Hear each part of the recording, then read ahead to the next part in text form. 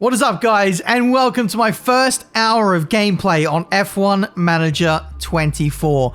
Of course, the big talking point this year, Creator Team, is the new headline feature of this year's game, and we're going to focus all of our gameplay on that today. We're going to create our own team, we're going to delve into the customization, hiring our drivers, team members, everything. Choosing sponsors, placement of the car. There's so much to this year's F1 Manager game, it's absolutely game-changing. I love that we have full customization of where we can put our sponsors on the car this year. It's absolutely amazing. But a few other features that are new for this year's game. Mentality system. Your drivers will now be either happy or pessimistic, depending on how the performance of the team and the facilities are. If your team members are upset, they're more likely to leave. We have the affiliate driver system, so young driver program. You can have a list of many different drivers which you can bring up through the ranks and hire on your team, which puts more pressure on the drivers to perform on race day. On that as well, if you have a driver that is performing, dynamic team AI will mean that your drivers, your team members, can get poached by AI teams. So no longer do you have the safety net of just being able to sign whoever you want, whenever you want. You could lose your star driver at a moment's notice. So making sure that they're happy, making sure they've got a long contract lockdown will be crucial in making sure that your team lasts the distance. Mechanical failures are new for F1 Manager 24, so if your components get worn down too much, there is a chance that they'll stop working properly, or controversially, they could straight up fail if you're not paying attention. Helicopter cam as well is new for F1 Manager 24. I'll be making use of that quite a lot through my playthrough, so make sure to keep an eye out for that. But that is just a quick rundown of the headline features for F1 Manager 24. We'll go into all those details throughout this video. It's an hour-long gameplay, compressed down to about 30 or 40 minutes. I'm not too sure yet, but here we go. This is the Creator Team menu. This is what you're first greeted with when you go into the game. And yeah, we're going to run it through this breakdown of your starting point. You've got this origin story that you can select from 1, 2, 3, 4, 5, and 6. Now, if you want to choose option 1, that gives you full customization of your car's abilities, your facilities, your drivers, and your staff members. If you select from 2 to 6, then you can see the details on the right there of the kind of expectations, the levels that you select to have. So you can essentially have the experience that you want to have. For today's playthrough, we're doing full customization of what we want to do. So we've got the choice of starting balance. We can choose our facilities. We can choose our car performance. We can even go into the infrastructure of the facilities by editing that and choosing each specific facility level that we want to have. And this ranges from level 1 to 5, I believe. As we go into it, you can see just what we can customize. Car parts test center, suspension, CFD, wind tunnel factory, design center. Those ones at the bottom are probably the most important. So if you want performance, focus on those areas once you get going with the save. Now, yeah, for some reason, you can only select from level 0 to 3 if you go into customization. But if you want, you know, the best facilities, then you'd obviously go back to the start of team setup and select like level 5 or level 6 in terms of your starting my team performance. Here's the driver selection pool, and again, you will have full customization of selecting anyone you want if you go with option 1. You can literally yank Verstappen and Lewis Hamilton out to their respective teams straight away, and they will race for you. Now, bearing in mind, if you select the best drivers, the best staff, but the worst facilities and the worst car performance, they're not going to be happy. And that is now reflected in the new mentality system for not only drivers, for staff members as well. So if you if the car's not performing well, the facilities aren't great, then the outlook of your staff and driver members, it's gonna be negative towards the team, but also you personally as a team principal. And it's down to you to deliver to increase or improve their mentality. So that's an entirely new dynamic that we've got in the game now, and I'm really looking forward to seeing how that works. over the long term. But here you can see the driver pool of everyone. You can also go for generated drivers as well. So if you want a complete newbie to come in, but you still want to have pretty good stats, then some of the generated drivers, just as good. Some of them are even better than the real F1 drivers. So it really comes down to the kind of experience that you want to have. For me personally, when we get into this on my channel later on in a couple of months, we will be diving deep into this, probably with free agents, especially for the drivers. I want to select like a young driver, maybe an experienced driver, one of which certainly will not be on the current 2024 grid. So, yeah, we've initially gone for Théo Pourchaire. I think in this, we opt to go for Oliver Behrman. Now, these two drivers as a combo are going to be really interesting for today's video because I want to benchmark them against each other. 5 rating difference, 2 very hyped drivers. I'm excited to see how they get on. Now, we move into powertrain selection. We got Ferrari, Renault, Honda, and Mercedes. I think Ferrari overall have the best well-rounded engine. The only downside with Ferrari is ERS durability and gearbox durability. Apart from that, the performance is very, very good. If you go with someone like Red Bull, the Honda powertrain, you get incredible performance, but the reliability is pretty bad. Diving deep into the customization now, we can choose our own livery in F1 Manager 24, given that you have your own team. The big thing is being able to customize your sponsors, the placement of your sponsors. You can move them around any way you want on the car. That is absolutely huge. We'll dive into that in a minute. But this is the range of liveries we have to choose from at this early stage. Of course, remember, this is not the full version of the game yet. There will probably be more liveries added over time. And yeah, you can customize the color of the liveries. What I really like is Frontier's gone the extra mile and actually added some different options for the tire rims, the rims, different designs going on there. In the F1 game, there's almost no custom rims in any of their liveries, so really nice to have that extra addition. You can customize the finish of the paint, glossy, satin, metallic, carbon fiber. That's probably another one I'm missing.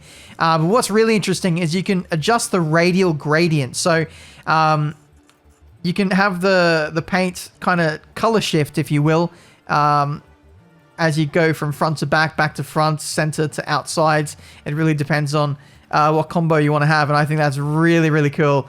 And different paint finishes affect how that gradient appears in the game. So that is really, really sick. But the biggest thing for me is literally the customization of the sponsors. Actually, I didn't really look into that. You can see there's a tab there on the left, one for the car livery and one for the tires. I actually didn't realize the one for the tires was there, so apologies I didn't dive into that all too much, but that'll be really cool to or maybe I did have a look at that, but maybe not too much in great detail. I decided to go for the I think the arrows there you can see in the wheel rims, the wheel rim covers, shall we say. So that is really cool. We're going to apply and save that. Bearing in mind we had limited time to actually go through this playthrough, so I had to rush a little bit with what we're choosing here. Next, we move on to driver suit customization. I'm not going to lie, I didn't love the selection of different designs for the driver's suits. I think there probably needs to be more added here and probably nicer ones. I just didn't love the driver suits here. They're okay, but they kind of look a bit cheap. I don't know. They don't look like F1 standard. They kind of look like they're good enough for like go-karting or low-level racing, but you know, this is F1. I think these suits could look a lot better. Tying into that, we have the driver helmets. Another gripe I have with this is the helmets for both drivers appear to be the same. You can see driver 1 in the center of frame, driver 2 is off to the right, and the helmets are identical. So when it comes to actually spectating in the race situation, being able to tell apart your drivers, you won't be able to tell them apart because of their helmet. So it's going to have to be the driver number. So different helmets for both drivers would be nice, in my opinion. We're now designing the team logo. What's really cool about the team logo is you can essentially make whatever logo you want. There's a lot of different shapes in there, which enable people to be quite creative with what they want to create. So big ups to Frontier for giving us this level of customization. I think there's going to be some really cool stuff there. And hopefully, you know, people will be able to do some cool stuff as well with potential stuff on the livery of the car. I don't think you can make any like custom sponsors or custom shapes. I don't think, but we've at least got that with the team logo. Do you guys like my off-center M logo, by the way? I thought people with OCD would really enjoy that. But yeah, that's the base setup of the branding, really, of the team. We've got the car livery, we've got the drivers' suits, we've got the appearance of the car, the colors, the logo, etc. Everything is all looking handy dandy. Now we move into mentality, which is huge for F1 Manager 24. Overall mentality for Oliver Bearman is negative. He's not exactly happy with the car performance, the other staff, and the facilities, and that's a reflection upon me as a team principal in that key opinions. Now, if you sign someone like Peter Bonington, like we have, if you sign really high-end drivers or really high-end team members and your facilities aren't great, then they're not going to have a good outlook on you because the facilities are not up to standard. And you can see Bono is pessimistic towards me as a team principal. That is huge. So over time, we're going to have to get better results, get better facilities to improve that mentality. If your drivers and staff members have, poor mentality, then they're more likely going to leave, to be honest. And that is a huge facet with this year's game, is AI teams can now poach your drivers and staff members. So you have to be on the ball with signing people and locking them down for the long term to make sure that they don't leave, to build that legacy within your team. Absolutely key this year. Another huge element of the F1 Manager game, and that is, of course, designing components for your car and making the car performance better as you go along. I like that the UI has changed for where you can see where you're weak in specific areas. I'll have that overlaid on screen now. But the fundamental designing and actually upgrading of the car, that has not changed for F1 Manager 24. That all appears to be the same. But what we don't know just yet, and that's going to take hours and hours of testing, is the effect of different components. Because sometimes there are patches which change the importance of certain upgrades and the effect that certain things have, like the intensity of the upgrades, how many engineers we put on them, the design focus. That all we won't know until we get into the game, but fundamentally, upgrading the car, exactly the same. Now we move into sponsor negotiation. This is where you can find out what your upfront payment is going to be from your sponsors. Of course, the more that they pay, the more you have to deliver for them, whether that be on-track performance targets or actually fulfilling sponsorship obligations. Now, yeah, the more they offer, then the more that you have to satisfy their requirements. So you kind of have to pick your poison here with what you're going to sacrifice in order to satisfy the needs of your sponsors. Some things actually help. Like there was pit crew performance increase with the first sponsor that we chose. So that was a no-brainer. With that one, we had staff performance go down. The third one was facility effectiveness goes down as well. There might be other things like factory tours. You can see here, that's the sponsorship engagement target. So again, you have to choose a certain amount of things to do throughout the week or the weekend to get to that certain level. Once that level has been met, you don't have to do any extra sponsor obligations to keep them happy. So that is very cool. And on the subject of sponsors, we now finally move on to the customization and the placement of the sponsors. Here, for some reason, we can choose literally any sponsor we want at all in the pool of decals here. I think it probably makes sense if we can only choose our own sponsors, because we're giving other sponsors the limelight here by just placing them on the car for free. But it is a very good showcase of the amount of sponsors we can choose and place them wherever the hell we want. You can choose the actual size of the sponsor. You can rotate them. You can move them wherever you want. You can change the color of the sponsor, so you can have their original color, or you can make it black or white, depending on how you want to make it suit and fit in with your livery. Some of these sponsors are absolutely gopping. I'm not going to lie. Some people will love them. Some sponsors will just fit that brand of absolute chaos, if that's what you're going for, to be honest. So yeah, I really like with some sponsors, you can make them suit the actual color theme of your car and of your team. And that is really, really cool. We've been waiting for this. As F1 fans, this level of customization, it's finally coming to the game. And I'm really excited for when we get deeper into this F1 Manager experience, the potential for modding and having real-life sponsors and then being able to move those sponsors wherever he wants. I don't know how that's going to work, but at least fundamental, the base game with the fake sponsors here that you can see, that's really good. Being able to place them wherever the hell you want, and I am a big fan of that. It almost seems like the amount of sponsors is unlimited. You can sticker this thing up like a NASCAR if you really want to. You can have like multiple sponsors on the side pod there, for example. You've got like one for the front half of the side pod and then one for the back half, as you can see there. I think for the rear wing, the front half of the rear wing, we'll get into that in a little bit, but you can only have one sponsor on that rear wing. I would like two, for example. But right here, I'm literally just playing around and seeing what I can put on the car, what I can't. And yeah, I think a lot of people will be happy with the amount of customization and where we can put everything on the car. That's really quite nice. We now finally move on to the rear wing. This is the back of the rear wing, so you can have one sponsor there, and then you can have one sponsor on the front of the rear wing. But the rear wing is so big, at least when you're looking at it from front to rear, you know, looking back at it, it's so thick you can have two sponsors there if you really wanted to. Here we go. This is what I'm talking about. So you can only have one sponsor here. So you can have it on the DRS flap, or you can have it on the main plane of the rear wing. I've opted to go for the main plane here, but honestly, you can have another sponsor on the DRS flap, in my opinion. So maybe they can add another one there as a little nitpick there. But that's the appearance of the car. Look, it's not the best looking thing in the world, but time constraints in it. So yeah, that's the look we've gone for, and I'm sure so many people are going to have incredible looking cars in F1 Manager 24. Now, this is the sponsorship plan. In order to meet the engagement, you can see the bar on the right hand side, and then there's that dotted line which shows the minimum amount of engagement that you need to hit for your sponsors to be happy. So everything has a downside.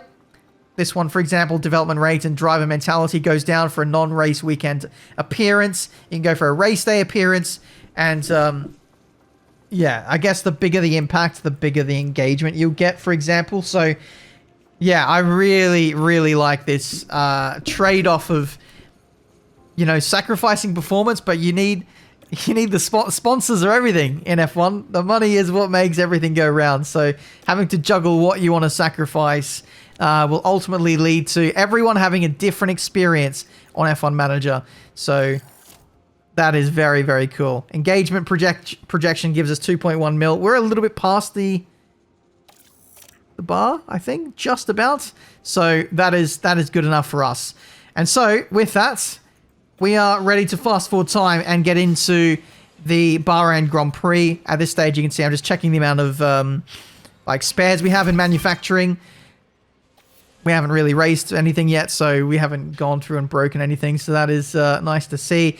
We got pit crew management.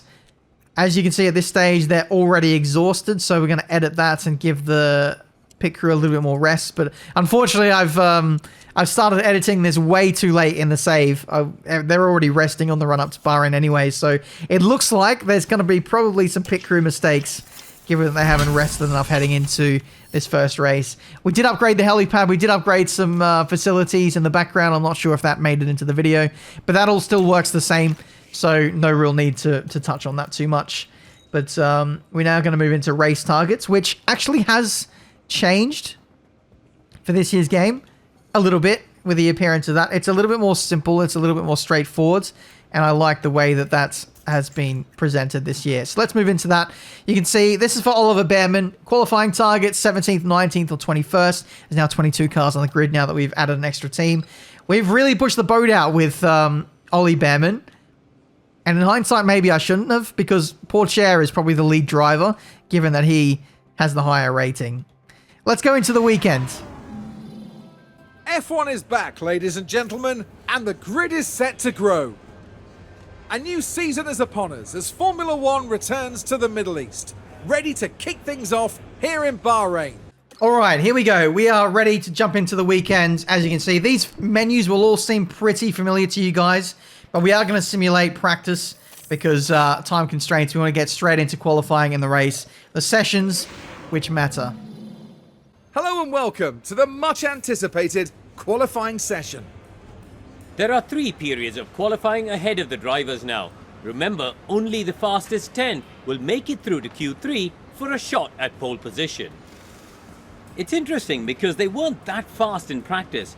I'm not sure if this was a lack of pace or just the team trying different things, but I imagine we'll see their true performance soon enough.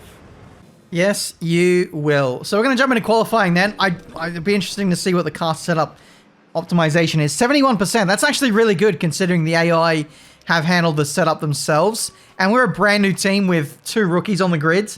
That's actually a really generous starting setup for us to work with. So the car setup menu still works the same. And can I praise Frontier on this? I really love the little setup mini game of getting it in the optimal window to optimize the overall comfort and pace of the drivers. I love that that's still stayed in the game for F1 Manager 24. Now, we've made a few guesses. I'm usually pretty good with the setup, so I'm pretty confident we'll be above 90% with the setup optimization. But we won't find out until we get the drivers back after their first run. We're going to fast forward time and let the AI do automatic control of the first lap just to see what the baseline is. And I want to test a couple of different things as we go along here. I think in the next run we might do manual control and see if that is significantly any faster. We might even do a used tire run as well just to see how it works. But this is the car in action for the first time in the team's existence. And it's nice to see your creation come to life, it must be said. 1.7 seconds off the pace with Teo Porcher. That's probably about where we'd expect to be. 94% on the setup satisfaction, so we've absolutely smashed that. And especially so with Porcher, 95% gives you pretty much all the bonuses that you need to have the driver's optimal pace on point there. But yeah, 2 seconds off. We weren't expecting any miracles. I think in terms of the car performance, we're like... I think we set it to like level 1 or level 2 out of 5. So naturally, we are going to be towards the back. For this second run, you can see we're doing manual control of Porcher's qualifying run to see if his pace improves. That's all. Comes across the line. Currently P12. We go... So just confirming boxing P10. Back into the garage. P9. Right. Okay. So, yeah, I think that second lap was a bit better. Behrman is probably a risk of getting knocked out here, given the fact that Verstappen, Perez, Sargent, Stroll are all yet to do their laps, so we'll probably be in the mud.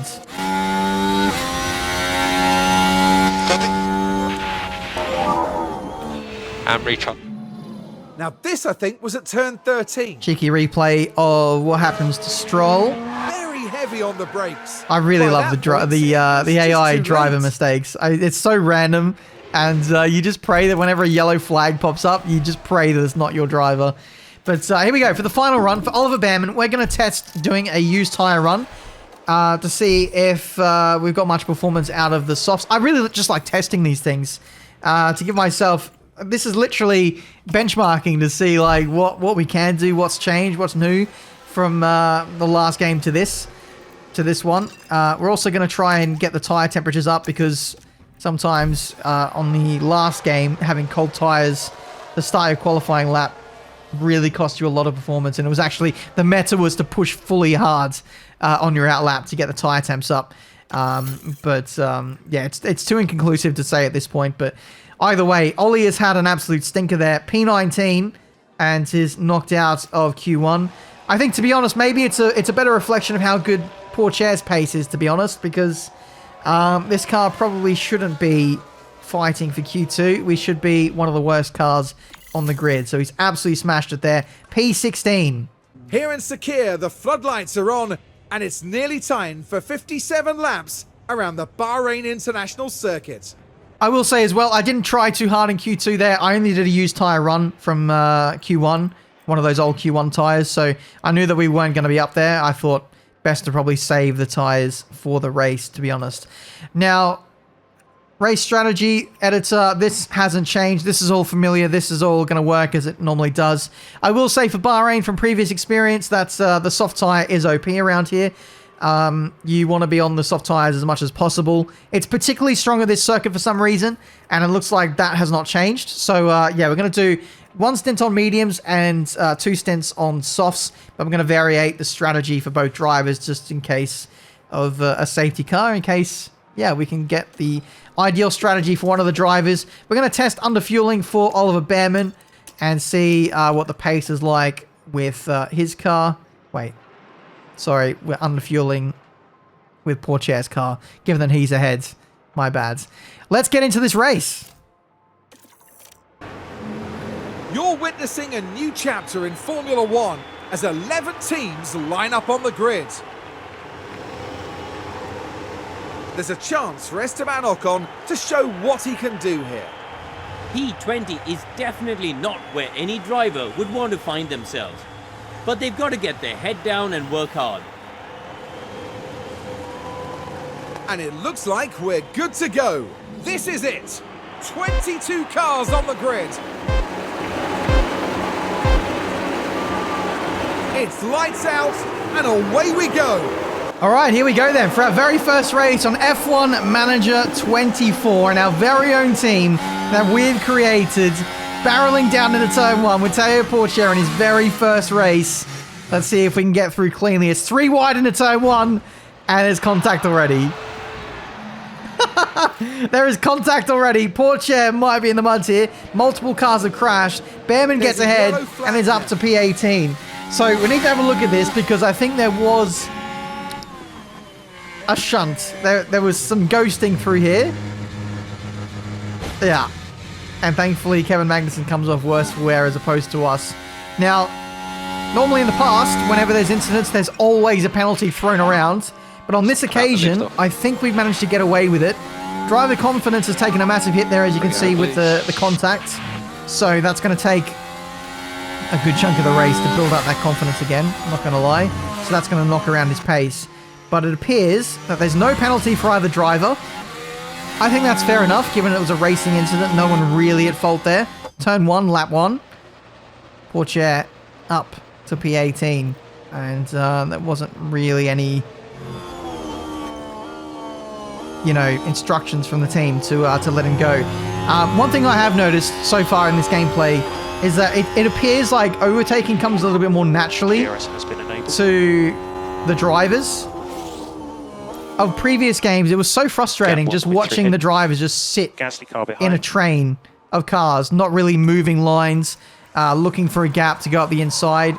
Overtaking just happens a lot more naturally. The drivers are actually looking for those gaps now. At least it appears from what I've seen today.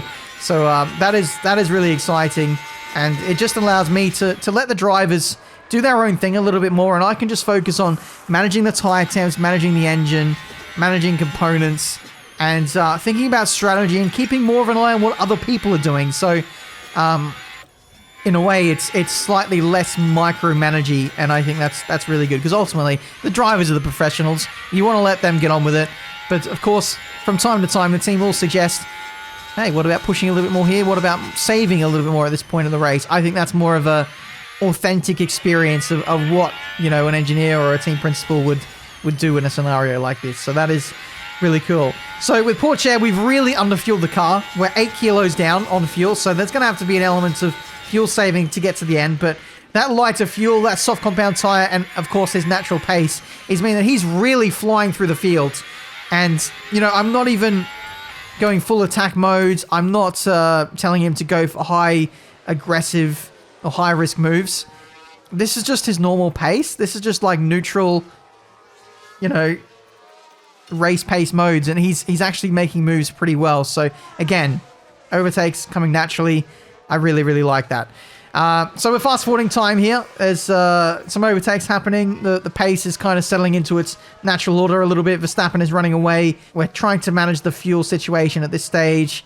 ERS, as always, you've got to be saving that and deploying that at the right moments. We're going to wait until some people go into the box, and we're going to unleash our pace a little bit.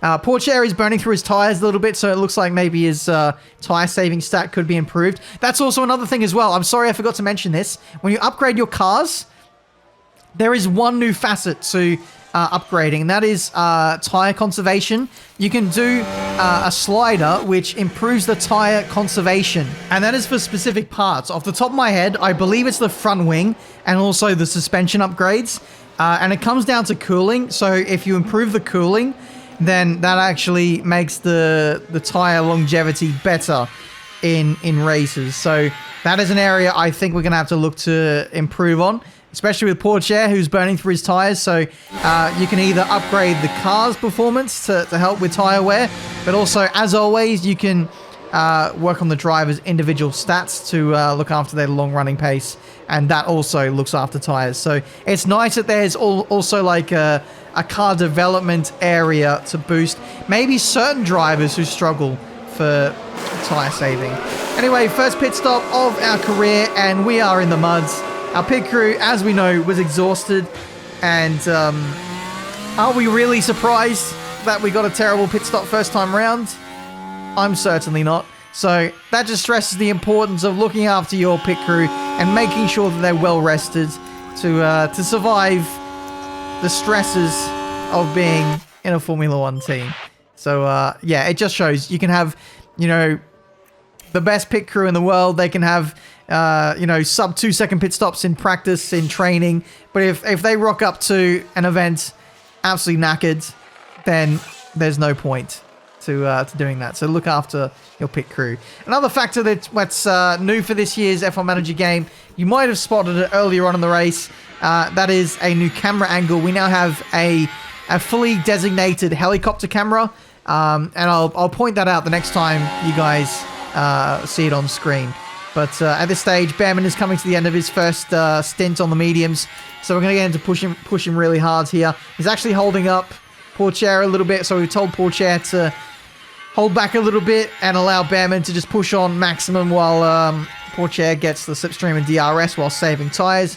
There he goes into the pit lane. Pourchaire gets the DRS, and he's actually managed to save a little bit of tires and ERS at the same time. So in we go. Hopefully we can nail this pit stop.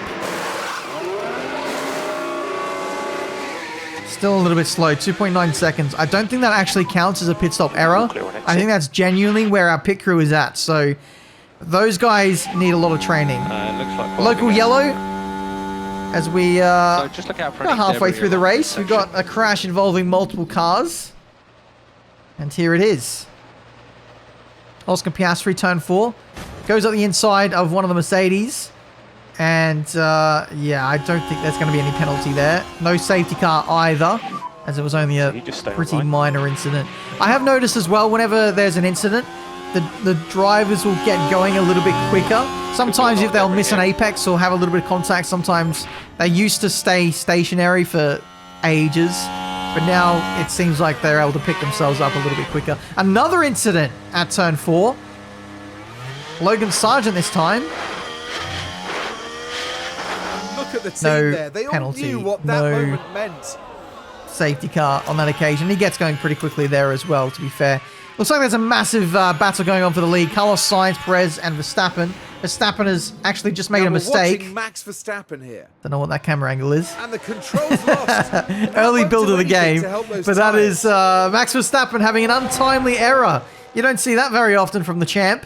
And yeah, he's lost the lead with that. Down to P4 and has a lot of work to do for the remainder of this race to claw back that lead of the Grand Prix. It's optimal pit stop time for Pourchaire. He's already gone through that second stint. So as we're going on, you can see we're fast forwarding quite a bit now. On that second stint though, interesting that Pourchaire was a lot better on his tires. I think that was down to, in the strategy view, we told Pourchaire to be conservative on his first set of tires and then aggressive on the second set. But when it came to the actual driver's actions right here, I was doing the opposite of what we originally planned, so maybe that's why the tyre wear was a lot better second stint as opposed to first stint. But anyway, final stint now. This is Oliver Behrman coming in for soft compound tyres. I wanted both drivers to end the race on softs just in case there was a safety car. Decent stop there. Watch the lines on exit. But still could be a lot better, it must be said. Really nice to hear Bono over the radio. I don't know how we managed to blag that guy into our team. But 11 laps to go. At this stage, things get a little bit complicated because the race leaders are now catching us. We are on board with one of our drivers. I think this is Pourchaire. Pourchaire's having to pull over for a few cars inside the top 10. So we've already let the race leaders go. This is Pourchaire. This is Lando Norris overtaking us. So we had to let Norris go. and also Fernando Alonso. So we lost a few seconds there, and every time we got blue flags, we lost so much time to the cars ahead. Oliver Behrman actually had to let a lot of cars go through, obviously being further back in the race, which cost him a lot of positions, actually. Would you believe? You probably won't believe it, but it cost us a lot. Behrman had to pull over and let so many people go because Behrman ran long and encountered a lot of the leaders while other people stopped earlier and were running in clear air. So we essentially got massively undercut by a lot of other people. So Behrman's race is in the muds. I would like to see blue flags happen a little bit more efficiently. We don't need to lose that much time letting faster cars go through. And on that, when you got a blue flag in F1 Manager, it's almost impossible to unlap yourself, even if you are quicker. So, for example here, I think you'll see with one of our drivers, we actually do have the pace to run with Tsunoda and Ricciardo, but every time, I think it's Behrman went for an overtake, he just couldn't do anything. He had to sit back behind and let him go back through again. So, yeah, Behrman actually overtook Ricciardo, as you can see on the minimap, and now he's letting Ricciardo go again. So, yeah, that was super frustrating. Unfortunately, nothing I could do there. So, Behrman's race was absolutely in the muds. But poor Chair can still do something on this last lap. It's 1.6 seconds to Alexander Albon. You might notice we're actually underneath on fuel, but we're actually a lap down. So, we're doing one less lap than the leaders. So, we can actually really push the fuel a lot harder than people who are on the lead lap. So don't worry, we're fine for fuel. But we're giving it absolutely everything on this last lap, burning the tires, burning the fuel, burning the battery, and we managed to catch by over 2 seconds to Alexander Albon, who's absolutely cruising to get home to the end here. And this could be crucial. P14 in this race will make the team look a lot better, and he makes the move into the double left-hander. Poor Chair up to P14.